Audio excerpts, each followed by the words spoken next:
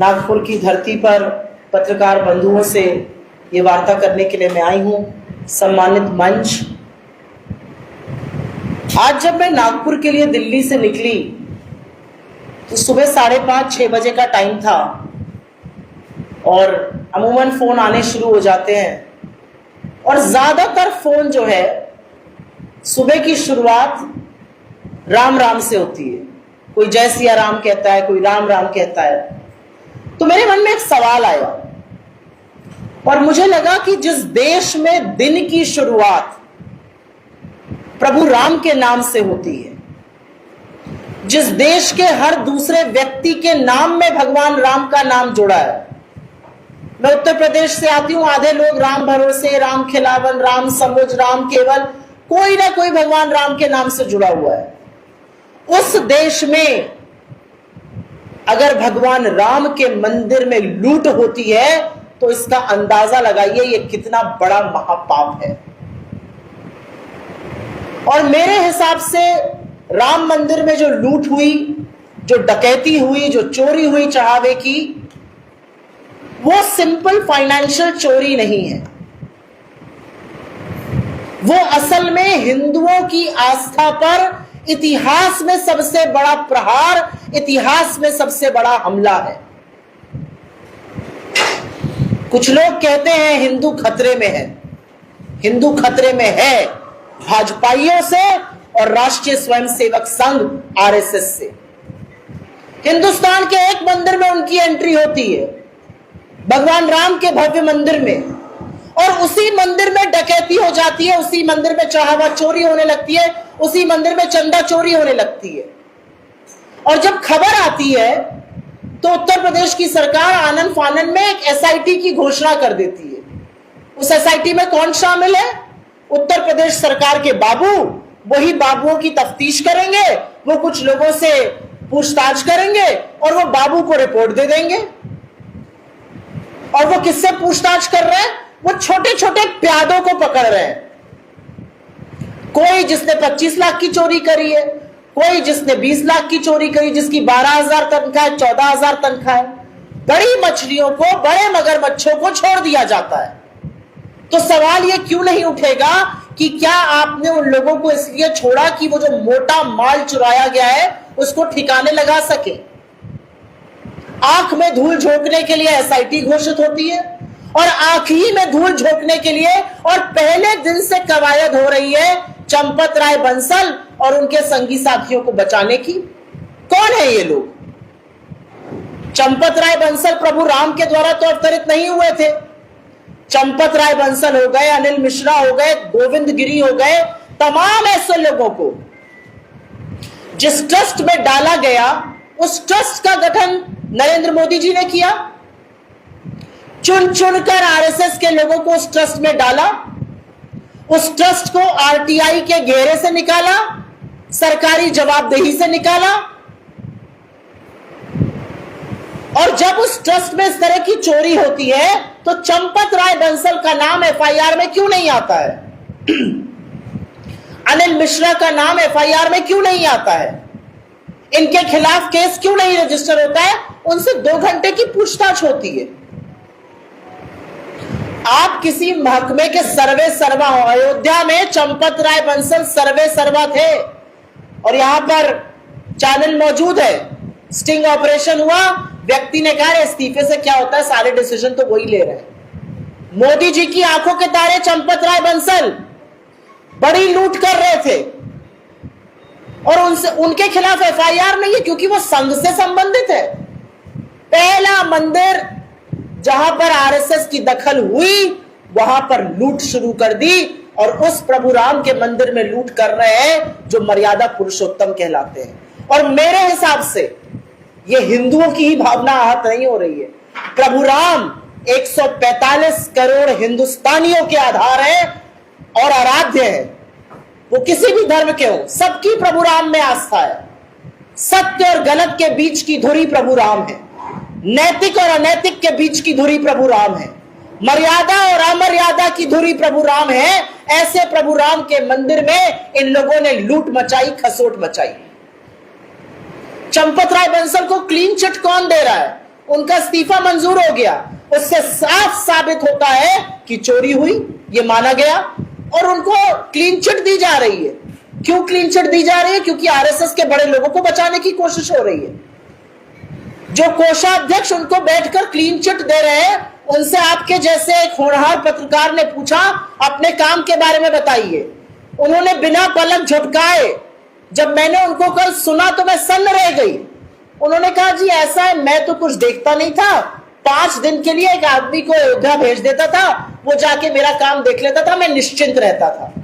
प्रभु राम का मंदिर हम सबके आराध्य, हजारों करोड़ों श्रद्धालुओं की आस्था का प्रतीक, लोगों ने अपना मंगल सूत्र तक वहां पर जाकर चढ़ाया। और ये सीरियसनेस है श्रद्धालुओं के लिए, ये अपमान है भगवान का कि जी मैं तो देखता ही नहीं था, किसी और को भेज देता था 5 दिन के लिए। आपको क्या पता वो 5 दिन के लिए जाता था या वो भी जूम कॉल पर ऑडिट कर देता था। 40 दिन में 70 चोरियां पकड़ी गई। 40 दिन के अंदर 70 चोरियां हुई, 80 लाख जब्त हुआ। अब ये सोचिए कि 6 साल में कितनी चोरियां हुई होगी। ये कहते हैं ना, गजनवी ने लूटा, आपने तो गजनवी को भी पीछे छोड़ दिया प्रभु राम के मंदिर में लूट मचाने में। और सबसे बड़ी बात, चंपत राय बंसल का इस्तीफा होता है, एक नए व्यक्ति को उसमें लाया जाता है। वो नए व्यक्ति जो है उस ट्रस्ट में शामिल किए गए हैं। 145 करोड़ लोगों का देश है ये। वो नए व्यक्ति ऐसे दागदार, ऐसे जालसाज निकले कि उनके खिलाफ सीवीसी क्लियरेंस नहीं दे पाया और उनको नालको के सीएमडी पद से हटना पड़ा। 145 करोड़ के इस देश में आपको एक बेदाग व्यक्ति नहीं मिल रहा है प्रभु राम के ट्रस्ट में डालने के लिए। सारे संघियों से उस ट्रस्ट को भर डाला है। मेरा अपना मानना है उस ट्रस्ट की विश्वसनीयता खत्म हो चुकी है। जो कृष्ण मोहन जी भी ट्रस्ट में आज महासचिव बनाए गए हैं, वो आरएसएस के पूर्वी उत्तर प्रदेश के प्रभारी थे। उनकी भी तो नाक के नीचे चोरी हुई। ये सब लोग आंखों पे पट्टी और मुंह में दही जमाकर तो बैठे नहीं थे, चोरी हो रही थी। आपने क्या किया? अब आप सर्वे सर्वा बन गए। एक चोर गया, दूसरा लुटेरा आया। यह असलियत है ट्रस्ट की। यह किया जा रहा है भगवान राम के श्रद्धालुओं, हमारी आस्था के साथ खिलवाड़। और जहां पर आरएसएस शामिल होता है, वहां पर ऐसी लूट और खसोट होती है। और मुझे यह कहने में कोई संशय नहीं है कि आप धर्म के स्वयंभू ठेकेदार बनने की कोशिश मत करिए। आप हिंदुत्व के स्वयंभू ठेकेदार हो सकते हैं। बीजेपी का अध्यक्ष लखनऊ पहुंचते हैं, वो रोड शो कर रहे हैं। रोड शो में आगे हनुमान जी की वेशभूषा में एक आदमी को भाजपा का झंडा लेके नचाया जा रहा है। यह प्रभु राम के परम भक्त भगवान हनुमान की अपमान है, हमारी आस्था के साथ खिलवाड़ है, हमारी धार्मिक भावनाएं इससे आहत होती हैं और यह हम डंके की चोट पर कहते हैं। और कुतर्क कैसा कि आप लोग इसमें ना बोलिए। क्यों? प्रभु राम आरएसएस की बपौती है, प्रभु राम बीजेपी की बपौती है। प्रभु राम इस देश के समस्त लोगों की आस्था के प्रतीक है और अगर उनके दरबार में, उनके मंदिर में चोरी होगी तो हम जरूर बोलेंगे। और एक बहुत बड़ी बात, जब यह चोरी हो रही है, प्रधानमंत्री कहां है? लूट खसोट मची हुई है। ट्रस्ट जो उन्होंने चुन चुन कर बनाया, जिसका अनाउंसमेंट उन्होंने फरवरी 2020 को सदन में किया, उनके आंखों के तारे, उनके चहेतों से यह ट्रस्ट भरा था, आरएसएस के संघियों से यह ट्रस्ट भरा था। हर वो नौकरशाह जो इसमें डाला गया, वो मोदी जी की आंखों का तारा था, उनके दिल का टुकड़ा था, पसंदीदा ब्यूरोक्रेट से भरा ट्रस्ट को। और एक शब्द नहीं निकलता है नरेंद्र मोदी के मुंह से। उस ट्रस्ट में आपने अपने लोगों को डाला, आरटीआई से ट्रस्ट को निकाला, सरकारी जवाबदेही से निकाला। मंदिर उच्चतम न्यायालय के ऑर्डर पे बना, लेकिन शिलान्यास से लेकर भूमि पूजन नरेंद्र मोदी ने किया, प्राण प्रतिष्ठा नरेंद्र मोदी ने की, ध्वजारोहण नरेंद्र मोदी ने किया। सारा श्रेय देश के प्रधानमंत्री नरेंद्र मोदी ने लिया और इस हद तक लिया कि हमारे धर्म के जो शिरोमणि के शंकराचार्य, उनको भी हटाकर बाहर कर दिया। आप सोचिए कि प्रभु राम के मंदिर का इनॉग्रेशन हो रहा था, बॉलीवुड के सितारे भरे पड़े थे, लेकिन शंकराचार्यों की जगह नहीं थी वहां पर। एक शंकराचार्य को नहीं बुलाया गया, एक शंकराचार्य को आमंत्रित नहीं किया गया। आरएसएस के मोहन भागवत और नरेंद्र मोदी ने हर हिंदू मर्यादा, हर हिंदू परंपरा को तोड़कर वहां पर बैठकर पूजन किया। बामांग में पत्नी बैठती है, उसके बाद कोई पूजन पूरा होता है। हर मर्यादा को तोड़ा गया, शंकराचार्यों की अनदेखी करी गई, हमारे धर्म की मान्यताओं को तार तार किया गया। और जब मंदिर में चोरी का मुद्दा आया तो प्रधानमंत्री घूम घूम कर फर्जी अवार्ड इकट्ठा कर रहे हैं। कभी मलेशिया तो कभी फ्रांस तो कभी नॉर्वे तो कभी स्वीडन तो कभी इटली, मेलोडी लिए घूम रहे हैं। अब इंडोनेशिया चले गए। मतलब देश में मन ही नहीं लगता है। और मन लगना तो दूर की बात है, जब इतने हिंदुओं की आस्था पर प्रहार हुआ है, हमला हुआ है, तो कुछ बोलिए तो, कहिए तो मुझसे गलती हुई, महापाप हुआ, प्रायश्चित कौन करेगा? और बजाय प्रायश्चित करने के यहां पर लीपा पोती चल रही है। और लीपा पोती भी कैसी? फलाने को निकाला, ढिमकाने को ले आए। मतलब मुझे उन व्यक्ति का नाम अभी नहीं याद आ रहा और मैं अभी देख के बता देती हूं। जिस व्यक्ति को ये ट्रस्ट में लाए हैं उससे ज्यादा दागदार और जालसाज दूसरा कोई व्यक्ति नहीं है, उसको ट्रस्ट में लाया गया है।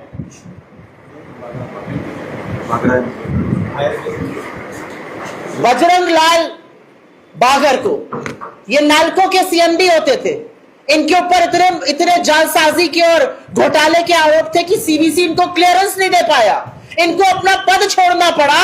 और ऐसे दागदार व्यक्ति को आप प्रभु राम के ट्रस्ट में ले आए चंपत राय के जाने के बाद। मतलब 145 करोड़ के इस देश में आपके पास एक धर्मभीरू, धर्मपरायण, मर्यादित व्यक्ति नहीं है, बेदाग छवि का व्यक्ति नहीं है। तो हमारी इस मंच से और तमाम मंचों से एक ही मांग है कि यह सिर्फ जालसाजी का मामला नहीं है, यह सिर्फ करोड़ों के घोटाले का मामला नहीं है, यह हिंदुओं की आस्था पर प्रहार है, हमला है। इस पूरे मामले की जांच सीबीआई द्वारा एक सिटिंग सुप्रीम कोर्ट जज की निगरानी में होनी चाहिए और तभी दूध का दूध और पानी का पानी होगा। और मेरी दूसरी मांग है कि नरेंद्र मोदी अपनी चुप्पी तोड़े, इस देश को संबोधित करे और बताए कि आपसे कितना बड़ा महापाप हुआ है। और जो एसआईटी का गठन हुआ था, जो सिर्फ लीपापोती करने के लिए किया गया था, उस एसआईटी पर सिर्फ यह कहना है कि उसकी जो रिपोर्ट आई है उसको सार्वजनिक करिए। यह आपके घर की खेत मेड़ का झगड़ा नहीं है, यह आपके घर में लड़ाई झगड़े की बात नहीं है। यह प्रभु राम के मंदिर में घोटाला हुआ है, पूरे देश को जानने का हक है। और आरएसएस का मुख्यालय नागपुर में है और मैं नागपुर में रहकर पूरे दमखम से बोलती हूं, जहां जहां संघी जाते हैं हमारे धर्म पर कलंक बनते हैं, हमारे धर्म पर धब्बा बनते हैं। आज तक इस तरह की चोरी, इस तरह का घोटाला किसी मंदिर में नहीं हुआ जो इन संघियों ने मिलकर प्रभु राम के दरबार में कर डाला। मुझे अफसोस है, दुख है, और एक हिंदू होने के नाते और हिंदू परायण होने के नाते मुझे इस बात का बेहद दुख है कि प्रभु राम के मंदिर को भी इन लोगों ने बख्शा नहीं। और अंत में एक बात जरूर कहती हूं, जिस चंपत राय बंसल को क्लीन चिट दी जा रही है, उस चंपत राय बंसल से 2 घंटे की पूछताछ से काम नहीं बनेगा। उनसे पूछिए कि सेंट्रल फोर्सेस थे, स्टेट फोर्सेस थे, आपने 400 लोगों की प्राइवेट सिक्योरिटी एजेंसी क्यों रखी? उनका क्या काम था? आपको उनकी क्यों जरूरत थी? वो क्यों उस रूट पे तैनात रहते थे जहां से चंदा जाता था? कौन बताएगा? कौन इन सब सवालों का जवाब देगा? और वो सिक्योरिटी एजेंसी बीजेपी के एक एक्स मेंबर की, आरएसएस से संबंधित व्यक्ति की, जो बिहार से उनकी थी। कौन इस बात का जवाब देगा कि इतने लोगों ने जब आरोप लगाया, चाहे वो महिपाल हो, चाहे वो 2 लोग और हो, जिन लोगों ने बताया था आपको आकर कि मंदिर में चंदा चोरी हो रही है, आपने क्यों उनके खिलाफ एक्शन लिया? आपने उन्हीं को नौकरी से निकाल दिया। कौन बताएगा इस बात को कि जो दूध का दूध और पानी का पानी होना था, वो बिना इनके ऊपर मुकदमा हुए, बिना इनके ऊपर जांच हुए कैसे हो सकता है? तो बहुत सारे सवालों के घेरे में ये ट्रस्ट है। तमाम आरएसएस के जो बड़े बड़े कार्यकर्ता इस ट्रस्ट में शामिल है वो है, खुद नरेंद्र मोदी है, उत्तर प्रदेश के मुख्यमंत्री सबको धर्म का सर्टिफिकेट बांटते हैं। आपकी आंखों के सामने आप तो हर महीने पहुंच जाते थे अयोध्या नगरी, आपकी आंखों के सामने भगवान राम का घोटाला हो रहा था इतना बड़ा मंदिर में। आपका एलआईयू, आपकी आईबी, आपकी सुरक्षा और खुफिया एजेंसीज क्या कर रही थी? आपको भनक ही नहीं पड़ी। छोटे छोटे नुमाइंदे, महिपाल जैसे छोटे छोटे लोग आकर बता रहे थे कि ऐसा हो रहा है। जिन लोगों की भर्ती हुई गिनती के लिए उनके नाम चंपत राय बंसल लिखकर भेजते थे रिक्रूटिंग एजेंसी को। भाई भतीजावाद चल रहा था वहां पर, फलाने का भाई को भर लो, ढिमकाने के भतीजे को भर लो। कौन इन बातों का जवाब देगा? कौन इस बात का जवाब देगा कि एसबीआई ने 3 महीने पहले कहा था कि जो स्टैंडर्ड ऑपरेटिंग प्रोसीजर्स हैं गिनती के, उनका पालन नहीं हो रहा है और जरूर लोगों को हटाया जाना चाहिए, लेकिन उसकी अनदेखी की गई। कौन इन सब बातों का जवाब देगा? और ये जवाब मिलने चाहिए, क्योंकि मैं फिर से उसी बात पर जाऊंगी। सारी राजनीति भूल जाइए, हर चीज भूल जाइए और पूछिए अपने आप से, इस देश में हुआ क्या है? इस देश में महापाप हुआ है। जिस देश में दिन की शुरुआत राम राम से होती हो, जिस देश की आत्मा में प्रभु राम का वास हो, जिस देश की नैतिक धुरी प्रभु राम की मर्यादा हो, जिस हे राम को कहकर महात्मा गांधी ने इन्हीं संघियों से लड़ाई लड़ी, अंग्रेजों से लड़ाई लड़ी और इस देश को आजादी दिलाई और होठों पर आखिरी हे राम कहकर शहीद हो गए, उस राम की अवमानना इन्हीं संघियों ने मिलकर करी है और जवाब पूरे देश को चाहिए। बहुत बहुत धन्यवाद। एक मिनट घोषणा करना है, एक घोषणा करना फिर आप सवाल पूछिए। 9 तारीख को, आने वाली 9 तारीख को ओद्दारेश्वर राम मंदिर के आगे नागपुर शहर कांग्रेस की तरफ से सत्याग्रह किया जाएगा इस महापाप के खिलाफ। सुबह 11 बजे सुबह 11 बजे 9 तारीख को सुबह 11 बजे ओद्दारेश्वर राम मंदिर के आगे। आप सवाल पूछिए। आरएसएस के स्टेटमेंट को आप कैसे देखते हैं? RSS has appealed the Hindu society to have patience to foil the anti Hindu and anti national forces. Do you want me to answer this in English और आई विल? मैं दोनों में बोल देती हूँ, पहले मैं हिंदी में बोलूंगी। आरएसएस मेरे धर्म की ठेकेदार नहीं है। मैं हिंदू हूं, यहां पर तमाम लोग हिंदू हैं, आप में से बहुत लोग हिंदू हैं। आरएसएस मेरी ठेकेदार नहीं है, मेरे धर्म की ठेकेदार नहीं है। आरएसएस एक ऐसी संस्था है जिसको सबसे पहले इस देश में रजिस्टर होना चाहिए। आप हैं कौन? आपसे सवाल इस बात का है। आप एनजीओ हैं, आप कल्चरल आउटफिट है, आप पॉलिटिकल आउटफिट है, आपके बड़े बड़े ऑफिसेज बन रहे हैं, आपके पास पैसा कहां से आ रहा है, आपकी विदेशी यात्राएं क्यों हो रही है, आपके संचालक को इतनी बड़ी सिक्योरिटी क्यों मिली हुई है? पहले तो इस सवाल का जवाब दें, आप कौन है? आप जो भी हो, आप मेरे धर्म के स्वयंभू ठेकेदार मत बनिए, आप हर हिंदू के बिहाफ पर मत बोलिए। लेकिन आरएसएस का जो स्टेटमेंट आया उससे 2 चीजें साफ है। पहली चीज साफ है कि हिल गए हैं, समझ में आ गया है कि चोरी पकड़ी गई है, डकैती पकड़ी गई है, उनका रोल भी उसमें साफ हो गया, ये भी देश को समझ में आ गया है, इन संघियों ने मिलकर चोरी करी है। और दूसरा, हिंदुओं से पेशेंट रहने को कहा जा रहा है। हमारे भगवान राम के मंदिर में आप डाका डालिएगा, आपके लोग डाका डालेंगे, उनको बचाने के लिए उनके इस्तीफे दिलवाए जाएंगे, आनंद फानन में एक लीपापोती के लिए एसआईटी गठित करी जाएगी, एफआईआर लॉन्च नहीं होगी और हम पेशेंट रहे? हम पेशेंट नहीं रहेंगे, हम सवाल पूछेंगे और हम बोलेंगे कि इसकी सीबीआई जांच हो, क्योंकि आपकी जांच पर हमें कतई भरोसा नहीं है। हम पूछेंगे कि अगर चंपत राय बंसल को हटाया गया, अनिल मिश्रा को हटाया गया, तो कृष्ण मोहन जी को क्यों लाया गया? सब आरएसएस से संबंधित। ये जो खिचड़ी पक रही है, ये खिचड़ी खत्म करनी पड़ेगी, उस ट्रस्ट को भंग करना चाहिए। 145 करोड़ के देश में आपको तमाम ऐसे लोग मिल जाएंगे जो धर्मपरायण है, धर्मभीरू है, खाटी ईमानदार है, मर्यादित है, सम्मानित है। ऐसे लोगों से ट्रस्ट बनाइए। आरएसएस के चहेतों से, अपने फेवरेट ब्यूरोक्रेट से ट्रस्ट बनाकर आपने देख लिया, आपकी नाक के नीचे चोरी होती रही। या तो आपको भनक नहीं लगी, और अगर भनक लगी और आपने कुछ नहीं किया तो आप और भी बड़े महापापी हैं। एक एक करके ले लेते हैं। ये पूछ, राष्ट्रवादी शरद पवार जो पार्टी है, मैं अभी पहले सिर्फ इस मुद्दे पर आंसर करूंगी। ये समझा जा रहा है आपके बयान से कि आरएसएस राम मंदिर में चोरी करवा रही है? बिल्कुल करा रही है, चोरी नहीं करा रही है, डाका डलवा रही है, हमारी आस्था पर प्रहार कर रही है। मैं जानना चाहती हूँ, जो चोरी किया हुआ पैसा था, एक ब्यौरा दिया गया है, सारा पैसा संचालन में चला गया, सारा पैसा प्राण प्रतिष्ठा में लग गया, हजारों लाखों करोड़ रुपए प्राण प्रतिष्ठा और संचालन में लग गए। मैं क्यों ना बोलूं वो पैसा कहां गया? क्या वो लखनऊ से दिल्ली और दिल्ली से नागपुर पहुंचा कि नहीं पहुंचा? ये सवाल मैं क्यों ना उठाऊं? वहां पर ऐसे ऐसे लोगों ने दान किया है पैसा, किसी के पति शहीद हो गए, उस महिला ने आकर अपना मंगलसूत्र दान किया, मंगलसूत्र चोरी हो जाएगा एक आदमी कहता था ना, उसने चोरी करके दिखा दी। ये मेरा मानना है। मुझे कोई संशय नहीं है ये कहने में कि जहां आरएसएस की एंट्री हुई उस मंदिर में चोरी हुई।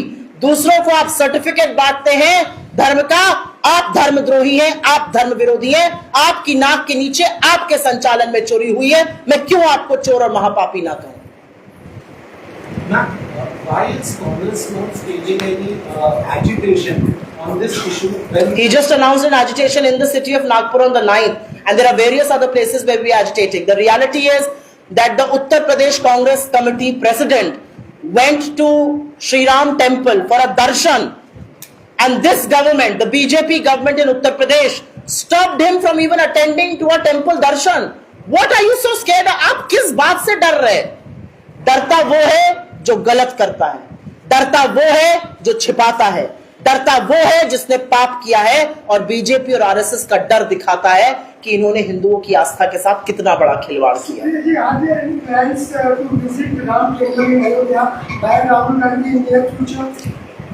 As far as the visit of Rahul Gandhi is concerned, it can happen any time, but the visit is not incumbent upon an investigation. The visit has nothing to do with whether there is a huge financial fraud and theft of donation that has happened in the Ram temple or not. मैं तो पलट के पूछ लूं, अमित शाह भी नहीं गए राम मंदिर आज तक, तो उनके ना जाने से ये महापाप हो रहा है क्या?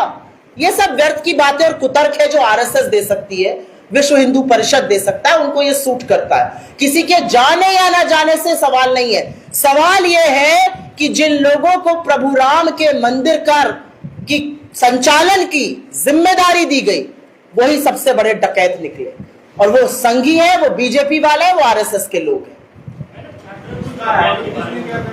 हाँ?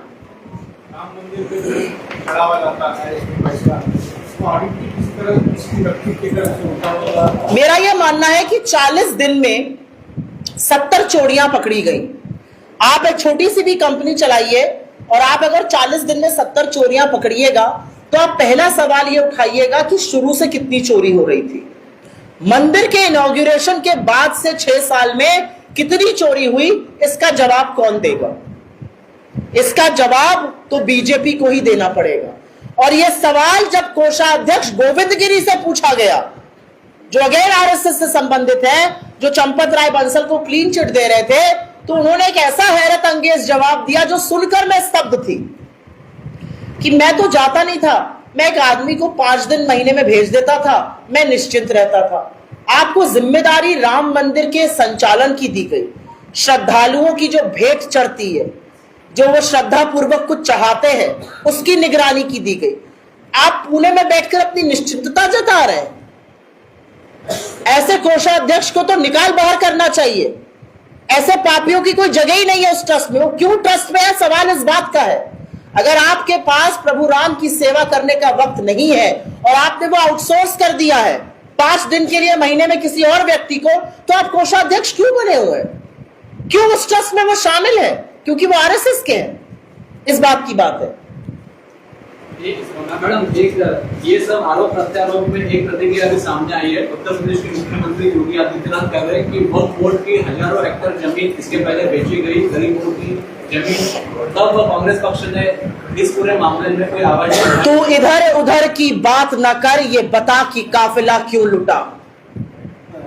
मैं हिंदू हूं और मुझे मतलब अपने प्रभु राम के मंदिर से है। इधर उधर की बात मत कीजिए, आप गोल पोस्ट चेंज मत कीजिए। प्रभु राम के मंदिर की बात होगी, वक्फ की बात करेंगे, वक्फ की बात करेंगे और वक्फ को बदलने का कानून बनाएंगे। किस तरह के ढोंगी हैं ये लोग, मैं ये पूछना चाहती हूं। आज अगर योगी जी को वक्फ की इतनी चिंता है तो फोन उठाकर नरेंद्र मोदी से कहें आपने गलत कानून बनाया वक्फ का। अगर है हिम्मत योगी जी के अंदर तो ये कर दिखाएं, अन्यथा मुद्दे को ना भटकाएं। इस देश का हर हिंदू एक सवाल पूछ रहा है कि मेरे प्रभु राम के मंदिर में ये डकैती, ये चोरी, ये महापाप कैसे हुआ, उसका जवाब दीजिए। बीजेपी सारे सवालों का जवाब नहीं दे पाती तो फिर आपका अगला कदम, कांग्रेस का अगला कदम क्या रहेगा? कांग्रेस का अगला कदम वही है जो इस देश का अगला कदम है, इन लोगों को निकाल बाहर करना। और ये देश इनको निकालेगा। मैं उत्तर प्रदेश से आती हूँ, लखनऊ से जब महाराजगंज जाती हूँ, बाय रोड जाती हूँ, अयोध्या जी बीच में पड़ता है, और आज से नहीं बचपन से हम लोग दर्शन करते हुए जाते हैं। चली जाइए अयोध्या, आपके बहुत सारे साथी अभी गए हुए हैं अयोध्या, देखिए लोग क्या कह रहे हैं। और ये डकैती अभी की नहीं है, ये उसी दिन शुरू हो गई थी जिस दिन चंपत राय बंसल के सिग्नेचर से 2 करोड़ की जमीन 10 मिनट में 18 करोड़ की मंदिर को बेची गई थी। तब से ये भगवान राम को लूट रहे हैं। और तब भी जिसने मुद्दा उठाया था उसको ये धर्मद्रोही कहते थे, विरोधी कहते थे, क्या क्या नहीं कहते थे। धर्मद्रोह आपने किया है, भगवान राम के नाम पर लूट आपने मचाई है, और आज भी आप वही बात कर रहे हैं।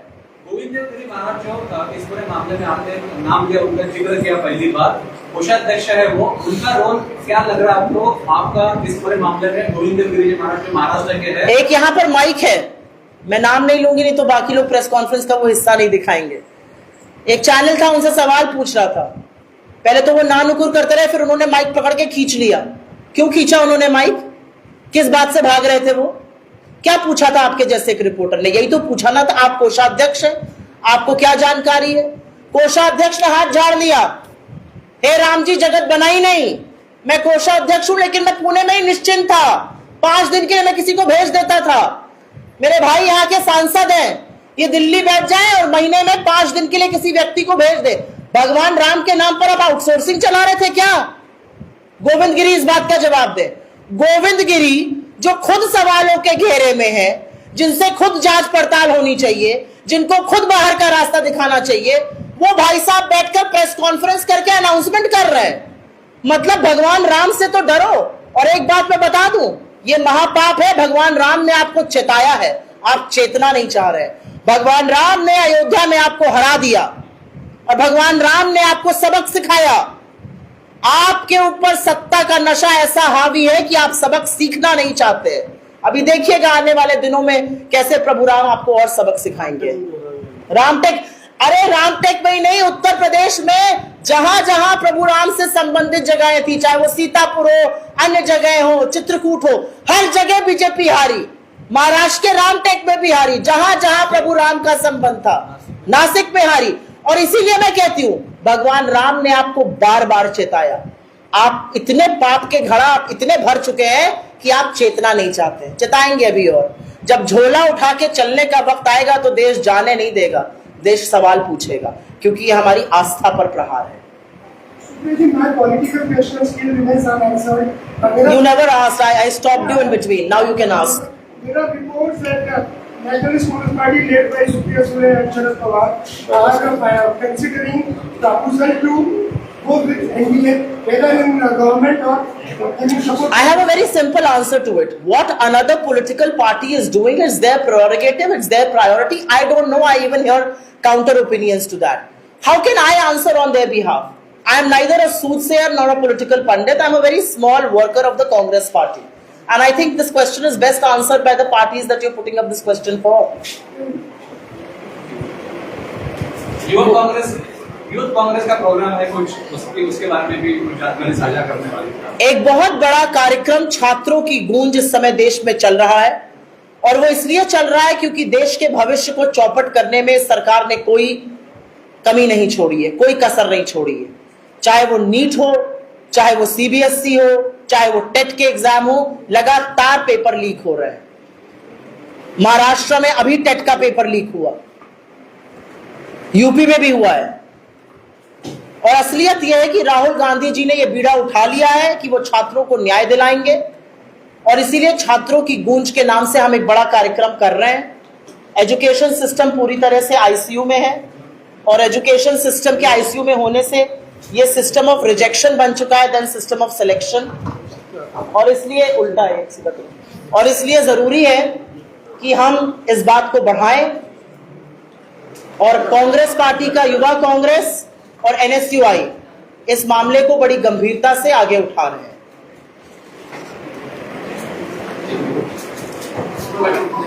डन। बहुत बहुत धन्यवाद आप सबका, आपने मेरी बात सुनी। नागपुर में आकर ये बात कहनी जरूरी थी, सोते हुए संघ की कानों में ये बात पड़े और वो प्रभु राम से थोड़ा डरें, यही मेरी मंगल कामना है। बहुत धन्यवाद। जी हाँ जी।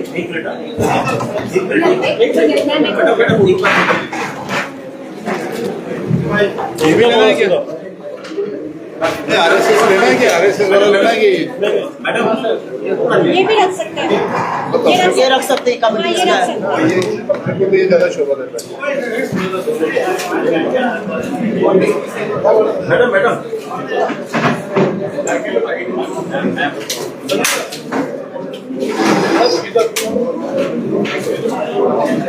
Thank you, thanks a lot.